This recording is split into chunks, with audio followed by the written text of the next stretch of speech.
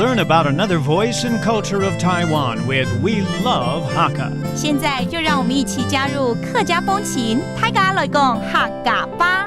Yo, yo, yo, it's time to talk about Hakka here on FM 100 ICRT. Hello， 大家好，我係阿邊個 Leo。Hello， 大家好，我係 Joseph Lin。我今天心情好像蛮快乐的，对不对？都唱起歌来了。是啊。所以 Leo，what do you have in store for us today？ 今天要教的谚语是。好，那我先念给大家听咯。學是一啲易甘露，學是一啲易甘露，最後甜比不易磨，最後甜比不易磨。懂不懂？哇哦，通常我会抓到几个字哎。今天这个我抓不到哎，都完全抓不到，对不对？抓不到，请来解释一下好了。好 I couldn't understand any word in there because it sounds very deep， 这好深奥的感觉。这句话的意思就是，渴的时候呢，一滴水，就像甘露一样。True，OK， 好。所以第一句话你再讲一次，喝是什么？喝是一滴易甘露。哦，喝是一滴就是一滴。渴的时候喝是 ，that means when you're thirsty，even a drop of water。易甘露就是很甘露、很甘甜的感觉。对，就像一个很甜美的泉水一样。Okay, that's true. Even a drop of water will taste sweet.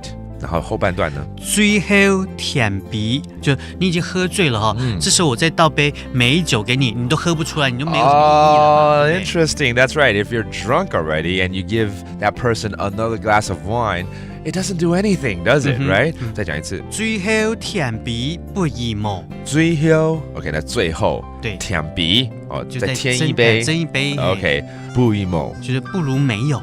不如沒有 ，OK。So this whole proverb is about, providing help at the right time. At the wrong time, it's not going to do anything. But at the right time, yes, you're going to help that person a lot. 也就是那种雪中送炭的那种义举在，也希望大家呢可以在对的时候帮助对方嘛，对不对？Well, let's hear this explanation in English. For the thirsty, a drop of water is like a sweet elixir. For the drunk, another glass of wine is pointless.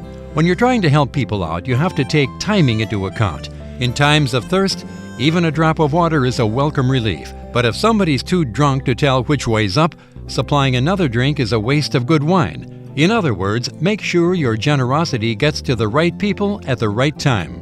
And let's have Leo repeat the proverb again. 喝是一滴易甘露，最後甜鼻不易磨。 Another lesson in life and another lesson in Hakka. That does it for today's Talk About Hakka. 什麼大家？俺只say 張來了。客家風情由客家委員會監製。